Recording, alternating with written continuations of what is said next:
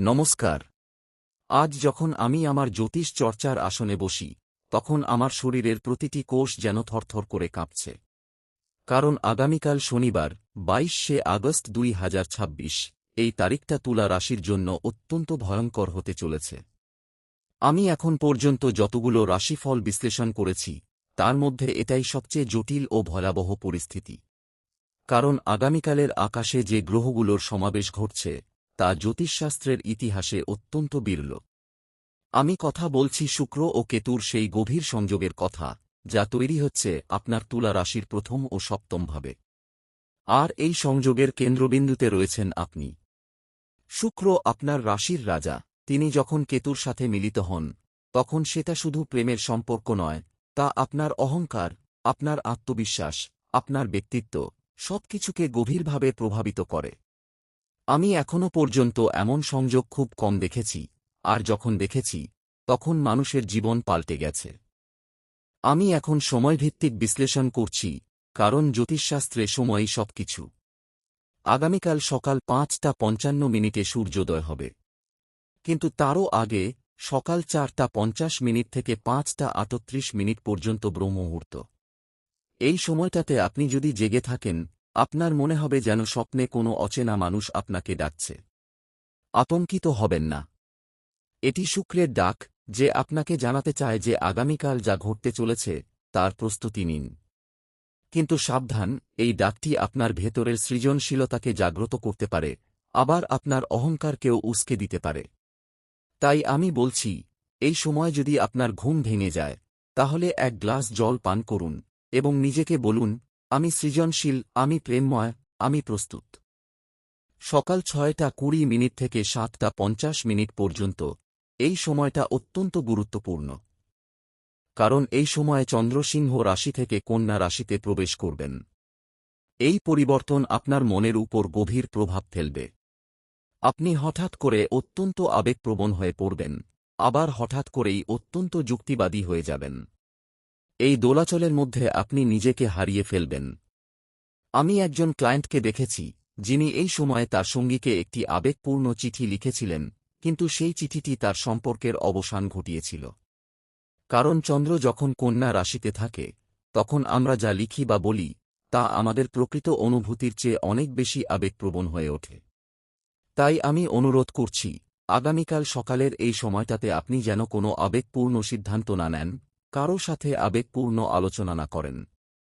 এই সময়টাতে আপনি যদি কোনো গুরুত্বপূর্ণ ইমেল পাঠান, তাহলে সেটা পরে আবার পড়ে দেখবেন, আপনি নিজেই অবাক হয়ে যাবেন যে আপনি কি লিখেছেন।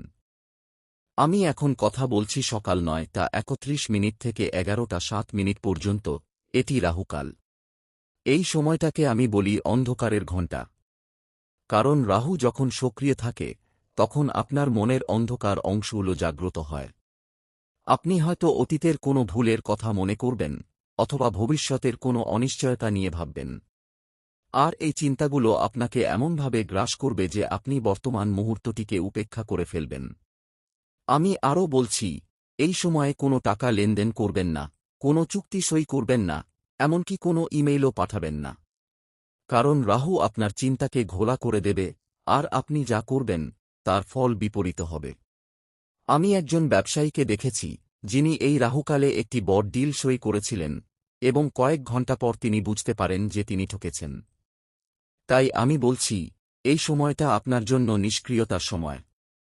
দুপুর 12টা থেকে 2টা পর্যন্ত, এই সময় সূর্য ও মঙ্গলের মধ্যে একটি তীব্র দৃষ্টি তৈরি হবে। এই দৃষ্টি অত্যন্ত উত্তেজক। আপনি যদি এই সময়ে কারও সাথে তর্কে জড়ান, তাহলে সেই তর্ক এতটাই বাড়তে পারে যে সম্পর্কের মূলে পৌঁছে যাবে। আমি আপনাকে একটি সহজ উপায় বলছি, দুপুরের এই সময়টাতে আপনার ফোন সাইলেন্ট মোডে রাখুন, ইমেইল চেক করবেন না, সোশ্যাল মিডিয়া স্ক্রোল করবেন না। শুধু নীরবে বসে থাকুন, একটি গ্লাস ঠান্ডা জল পান করুন, এবং আপনার শ্বাস-প্রশ্বাসের উপর মনোযোগ দিন। এটাই আপনাকে বাঁচাবে। আমি আরও বলছি, এই সময় যদি আপনার সঙ্গী বা পরিবারের কেউ কোনো উস্কানি দেয়, তাহলে চুপ করে যান। কারণ সেই উস্কানি মঙ্গলের প্রভাবে তৈরি, যার কোনো বাস্তব ভিত্তি নেই। আমি এখন আগামীকালের সবচেয়ে বিপজ্জনক সময় বলছি, বিকেল 3:15 থেকে সন্ধ্যা 6:45 পর্যন্ত। এই সময়টাকে জ্যোতিষশাস্ত্রে শুক্র-কেতুর যুদ্ধ বলা হয়। এই সময় শুক্র ও কেতুর মধ্যে সরাসরি সংঘর্ষ হবে। শুক্র মানে আপনার ভালোবাসা, আপনার সম্পর্ক, আপনার সৃজনশীলতা, আর কেতু মানে বিচ্ছিন্নতা, বৈরাগ্য, আধ্যাত্মিকতা। এই সংঘর্ষের ফলে আপনার ভালোবাসা ও বিচ্ছিন্নতার মধ্যে এক ভয়ঙ্কর দ্বন্দ্ব তৈরি হবে। আপনি হয়তো আপনার সঙ্গীকে ভালোবাসবেন, কিন্তু সেই ভালোবাসার মধ্যে এক অদ্ভুত দূরত্ব অনুভব করবেন। আপনি হয়তো আপনার সৃজনশীল কাজকে ভালোবাসবেন, কিন্তু সেই কাজের প্রতি এক অদ্ভুত বিরক্তি অনুভব করবেন।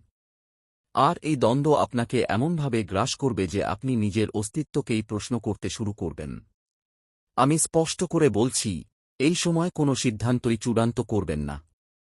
কারো সাথে ঝগড়া করবেন না, এমনকি নিজের মনকেও বিশ্বাস করবেন না। কারণ শুক্র ও কেতু আপনার মনকে এমনভাবে প্রভাবিত করবে যে আপনি যা ভাববেন, তা বাস্তবতার বিপরীত হবে। আমি একজন শিল্পীকে দেখেছি, যিনি এই সময়ে তার সবচেয়ে ভালো কাজটি ধ্বংস করে দিয়েছিলেন, কারণ তিনি মনে করেছিলেন সেটা যথেষ্ট ভালো নয়। কিন্তু পরবর্তীকালে তিনি বুঝতে পেরেছিলেন যে সেটাই তার সেরা সৃষ্টি ছিল। আমি এখন আরও গভীরে যাচ্ছি, আপনার স্বপ্নের বিষয়ে। আগামীকাল রাতে আপনার ঘুম অত্যন্ত অস্থির হবে। কারণ চন্দ্র তখন কন্যা রাশিতে থাকবেন, আর শুক্র ও কেতুর প্রভাব আপনার স্বপ্নে প্রতিফলিত হবে। আপনি হয়তো দেখবেন, আপনি কোনো অন্ধকার সমুদ্রে ডুবে যাচ্ছেন, অথবা কোনো অচেনা পাখি আপনাকে তাড়া করছে। এই স্বপ্নগুলো অত্যন্ত গুরুত্বপূর্ণ, কারণ এগুলো আপনার অবচেতন মন থেকে বার্তা বয়ে আনে। সেই বার্তা হল, আপনার জীবনে একটি বড় পরিবর্তন আসছে, তার জন্য প্রস্তুত হন। আমি বলছি, আগামীকাল রাতে যদি আপনার ঘুম ভেঙে যায়, তাহলে উঠে এক গ্লাস জল পান করুন, এবং নিজেকে বলুন, আমি প্রস্তুত, আমি শক্তিশালী, আমি বিজয়ী। আমি এখন কথা বলছি আপনার সম্পর্ক নিয়ে। তুলা রাশি মানেই সম্পর্কের রাশি। আর যখন শুক্র আপনার প্রথম ভাবে এবং কেতু আপনার সপ্তম ভাবে থাকে, তখন সম্পর্কের গভীরে অশান্তি তৈরি হয়। আপনি হয়তো আপনার সঙ্গীকে নিয়ে অযথা সন্দেহ করবেন, অথবা আপনার সঙ্গী আপনাকে নিয়ে সন্দেহ করবে। আমি এক দম্পতিকে দেখেছি, যারা এই সময়ে একটি ছোটখাটো বিষয় নিয়ে ঝগড়া করেছিল, আর সেই ঝগড়া বাড়তে বাড়তে তাদের সম্পর্ক প্রায় ভেঙে গিয়েছিল। তাই আমি অনুরোধ করছি, আগামীকাল যদি আপনার সঙ্গী কিছু অদ্ভুত কথা বলে, সেটা সহ্য করুন, প্রতিউত্তর করবেন না। কারণ সেই অদ্ভুত কথার পেছনে রয়েছে কেতুর প্রভাব, আপনার সঙ্গীর আসল মন নয়। আমি আরও বলছি, আগামীকাল আপনার সঙ্গীকে একটি ছোট উপহার দিন, হয়তো একটি ফুল বা একটি চকলেট। এটি শুক্রকে সন্তুষ্ট করবে এবং সম্পর্কের মধ্যে মধুরতা বজায় রাখবে। আমি এখন আরেকটি ভয়ঙ্কর সত্য জানাচ্ছি। আগামীকাল আপনার কোনো ঘনিষ্ঠ আত্মীয় বা বন্ধু আপনার সম্পর্কে এমন কিছু বলবে যা আপনার অজানা। আপনি শুনে হতবাক হয়ে যাবেন, ভাববেন, এতদিন আমি যাকে বিশ্বাস করতাম, সে কি এমন ভাবত। হ্যাঁ, এটা কেতুর প্রভাব, যে বিভ্রান্তি সৃষ্টি করে। কিন্তু এতে রাগ করবেন না, কেননা এই কথাগুলো আপনাকে একটি বাস্তবতা সম্পর্কে সচেতন করবে যা আপনার জানা দরকার ছিল। আমি জানি, সত্য অনেক সময় কঠিন হয়, কিন্তু সেই কঠিন সত্যই আমাদের বড় করে তোলে। তাই আমি বলছি, খোলা মনে শুনুন, প্রতিক্রিয়া করবেন না। পরে সময় নিয়ে ভাববেন, এই সত্যের মধ্যে কতটুকু গ্রহণযোগ্য। আমি এখন একটি বিশেষ প্রার্থনা দিচ্ছি যা আপনাকে আগামীকালের সংকট থেকে বাঁচাতে পারে। সকাল 6টার সময়, ঠিক সূর্যোদয়ের মুহূর্তে, এই মন্ত্রটি 11 বার উচ্চারণ করবেন। ওম শুক্রায় নমঃ, ওম কেতবে নমঃ, ওম চন্দ্রায় নমঃ। মম রক্ষা করো, মম বুদ্ধি দাও, মম শক্তি দাও। এই মন্ত্রটি আপনার শরীরের ভেতরের তরঙ্গকে গ্রহের স্পন্দনের সাথে মিলিয়ে দেবে। আর হ্যাঁ, এই মন্ত্র জপ করার সময় আপনার ডান হাতে একটি সাদা ফুল ও একটি কালো ফুল ধরে রাখবেন। সাদা ফুল শুক্রের প্রতীক আর কালো ফুল কেতুর। ফুল দুটি শেষে কোনো পুকুর বা নদীতে ভাসিয়ে দেবেন। এটি শুক্র ও কেতুর মধ্যে সমন্বয় তৈরি করবে। আমি আরও বলছি, আগামীকাল যদি আপনার বাড়িতে কোনো অতিথি আসে, খেয়াল রাখবেন তিনি কোন পা দিয়ে প্রবেশ করছেন। ডান পা হলে শুভ, বাম পা হলে সাবধান। কারণ আগামীকাল বায়ুমণ্ডলে কেতুর বিচ্ছিন্নতাকারী শক্তি খুব বেশি থাকবে। এই বিচ্ছিন্নতা আপনার মনকে গভীরভাবে প্রভাবিত করবে। তবে আপনি যদি চান, আপনার বাড়ির প্রধান দরজায় একটি সাদা ফিতা বা একটি সাদা সুতো বেঁধে দিতে পারেন, এটি কেতুর নেতিবাচক প্রভাবকে দূরে রাখবে। আমি আরও বলছি, আপনার বাড়ির দক্ষিণ পশ্চিম কোণে একটি ছোট চাঁদনি বা সাদা বস্তু রাখবেন, কারণ এটি শুক্রের শক্তিকে আকর্ষণ করবে। আমি এখন ধীরে ধীরে সেই দিকে যাচ্ছি যেখানে আপনি হয়তো ভাবছেন, এত সাবধানতা, তাহলে কি আগামীকাল আমার কোনো ভালো সময় নেই? হ্যাঁ, আছে। সন্ধ্যা ৭টা থেকে রাত ৯টা পর্যন্ত, এই সময়ে শুক্র ও কেতু কিছুটা শান্ত হয়।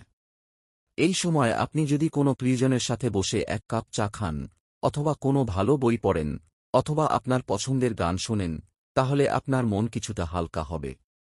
এই সময়ে কোনো নতুন পরিকল্পনা করতে পারেন, কিন্তু সেই পরিকল্পনা বাস্তবায়ন করবেন না আগামীকাল, রাখুন পরবর্তী দিনের জন্য। আমি আরও বলছি, এই সময়ে আপনি যদি একটি ডায়েরিতে আপনার অনুভূতিগুলো লিখে ফেলেন, তাহলে সেটা আপনার জন্য অত্যন্ত উপকারী হবে। আমি এখন আরও একটি গুরুত্বপূর্ণ বিষয় বলছি। আগামীকাল যদি আপনার কোনো আইনি ঝামেলা থাকে, কোনো মামলা বা বিরোধ, তাহলে সেটা আগামীকালের জন্য শিডিউল করবেন না। কারণ শুক্র ও কেতুর সংযোগে আইনি বিষয়ে পরাজয়ের সম্ভাবনা বেড়ে যায়। যদি সম্ভব হয়, সেটা পিছিয়ে দিন। আর যদি না পারেন, তাহলে আগে থেকে একজন অভিজ্ঞ ব্যক্তির পরামর্শ নিয়ে যান। আমি একজন ক্লায়েন্টকে দেখেছি, যিনি এই সময়ে একটি মামলা করেছিলেন, এবং তিনি পরাজিত হয়েছিলেন। পরে তিনি বুঝতে পেরেছিলেন যে সময়টা ঠিক ছিল না। আমি এখন কথা বলছি আপনার আর্থিক অবস্থান নিয়ে। আগামীকাল হঠাৎ করে কোনো বড় খরচ আসতে পারে। কারো অসুস্থতা, গাড়ির ব্রেকডাউন, বাড়ির মেরামত, এসব খরচ আপনাকে মানসিকভাবে বিচলিত করবে। কিন্তু শোনেন, এই খরচ আপনার জীবন থেকে কোনো ঋণাত্মক শক্তি দূর করবে। তাই এটাকে মেনে নিন, প্রতিরোধ করবেন না। আমি আরও বলছি, আগামীকাল যদি কেউ আপনাকে কোনো টাকা ধার চায়, তাহলে তাকে বলুন একটু অপেক্ষা করতে। কারণ এই সময় টাকা ধার দেওয়া আপনার জন্য ক্ষতিকর হতে পারে। আমি এখন কথা বলছি আপনার সন্তানের বিষয়ে। আগামীকাল আপনার সন্তানের ওপর শুক্র ও কেতুর প্রভাব পড়বে। সে হয়তো অদ্ভুত আচরণ করবে, স্কুলে যেতে চাইবে না, পড়াশোনায় অস্থিরতা দেখাবে, অথবা আপনাকে অপ্রত্যাশিত কিছু বলবে। এতে আপনি হতাশ হবেন, রেগে যাবেন। কিন্তু আমি বলছি, ধৈর্য ধরুন, তাকে বোঝার চেষ্টা করুন। কারণ এটি কেতুর প্রভাব, আপনার সন্তানের স্বভাব নয়। আমি আরও বলছি, আগামীকাল আপনার সন্তানকে কিছুক্ষণ নিজের মতো করে খেলতে দিন, পড়াশোনার চাপ দেবেন না। কারণ চাপ দিলে তার মানসিক অবস্থা আরও খারাপ হবে। আমি এখন আরও গভীরে যাচ্ছি, আপনার সৃজনশীলতা নিয়ে। তুলা রাশি মানেই শিল্প, সৌন্দর্য, সৃজনশীলতা। আর যখন শুক্র আপনার প্রথম ভাবে থাকে, তখন আপনার সৃজনশীলতা চরমে ওঠে। কিন্তু কেতু যখন সপ্তম ভাবে থাকে, তখন সেই সৃজনশীলতার প্রতি এক অদ্ভুত বিরক্তি তৈরি হয়। আপনি হয়তো আপনার সবচেয়ে ভালো কাজটি করতে বসবেন, কিন্তু হঠাৎ করেই মনে হবে, এটা তো ভালো হচ্ছে না। আমি একজন লেখককে দেখেছি, যিনি এই সময় তার সবচেয়ে ভালো উপন্যাসটি লেখা বন্ধ করে দিয়েছিলেন, কারণ তিনি মনে করেছিলেন সেটা যথেষ্ট ভালো নয়। কিন্তু পরবর্তীকালে তিনি বুঝতে পেরেছিলেন যে সেটাই তার সেরা কাজ ছিল। তাই আমি বলছি, আগামীকাল আপনার সৃজনশীল কাজ করবেন, কিন্তু তার বিচার করবেন না। শুধু তৈরি করুন, বিচার পরে করুন। আমি এখন একটি গভীর সত্য জানাচ্ছি। আগামীকালের এই সংকট আসলে আপনার জন্য একটি সুযোগ। হ্যাঁ, আপনি ঠিক শুনেছেন। শুক্র ও কেতু যখন সংঘর্ষে লিপ্ত হয়, তখন তারা একজন মানুষকে তার সীমার বাইরে যেতে বাধ্য করে। আপনি যদি এই সংকটকে অতিক্রম করতে পারেন, তাহলে আপনি আপনার জীবনে নতুন এক উচ্চতায় পৌঁছাবেন। আমি আমার জীবনে বহু মানুষকে দেখেছি, যারা এই ধরনের সংকট পার হয়ে অত্যন্ত সফল হয়েছে। কারণ সংকট আমাদের ভেতরের শক্তিকে জাগ্রত করে। আমি একজন ব্যবসায়ীকে দেখেছি, যিনি এই সময়ে তার ব্যবসা প্রায় ধ্বংস হয়ে গিয়েছিল, কিন্তু তিনি হাল ছাড়েননি। পরবর্তী ১ বছরের মধ্যে তিনি তার আগের চেয়ে ৩ গুণ বড় ব্যবসা গড়ে তুলেছিলেন। আমি এখন শেষের দিকে এসে পড়েছি। কিন্তু শেষ করার আগে আমি আপনাকে একটি গভীর প্রার্থনা জানাতে চাই। আপনি আগামীকাল যখন ঘুমাতে যাবেন, তখন আপনার মাথার কাছে একটি ছোট প্রদীপ জ্বালিয়ে রাখবেন। সেই প্রদীপের আলো আপনার ঘুমকে রক্ষা করবে এবং কোনো অশুভ শক্তিকে আপনার কাছে আসতে দেবে না। আর সকালে ঘুম থেকে উঠে সেই প্রদীপের আলো নিভিয়ে দেবেন এবং প্রদীপের তেল বা ঘি কোনো গাছের মূলে দিয়ে দেবেন। আমি আরও বলছি, আপনার বিছানার কাছে একটি সাদা কাপড় রাখবেন, কারণ সাদা রং শুক্রের এবং এটি আপনার ঘুমকে শান্ত করবে। আমি এই স্ক্রিপ্ট শেষ করছি এই প্রতিশ্রুতি দিয়ে যে আগামীকাল আপনার যে যাই হোক, আপনি তা অতিক্রম করবেন। আমার প্রতি বিশ্বাস রাখুন, জ্যোতিষশাস্ত্রের প্রতি বিশ্বাস রাখুন, এবং সবচেয়ে গুরুত্বপূর্ণ, নিজের প্রতি বিশ্বাস রাখুন। কারণ আপনার বিশ্বাসই আপনার সবচেয়ে বড় অস্ত্র। আর হ্যাঁ, শেষ কথা, আগামীকাল সন্ধ্যায় ঘুমানোর আগে 1 মিনিটের জন্য নিজের সমস্ত চিন্তাকে জলে ভাসিয়ে দিন। নিজেকে বলুন, আমি যা করেছি তা করেছে, এখন আমি নতুন করে শুরু করব। এই একটি মনোভাবই আপনার জীবন বদলে দেবে। আমি এই ভিডিওটি শেষ করছি, কিন্তু আমি সবসময় আপনার সাথে আছি। কোনো প্রশ্ন থাকলে, কোনো দুশ্চিন্তা থাকলে, আপনি ফিরে আসবেন। আমি আছি। ততদিন পর্যন্ত নিজের যত্ন নিন, নিজের মনকে শান্ত রাখুন, এবং মনে রাখবেন, প্রতিটি অন্ধকারের পরেই ভোর আসে। ধন্যবাদ। জয় শুক্র, জয় কেতু, জয় চন্দ্র, জয় সূর্য। এই 4 গ্রহের সংযোগে আপনি বিজয়ী হন। আবার দেখা হবে নতুন কোনো গ্রহযোগে।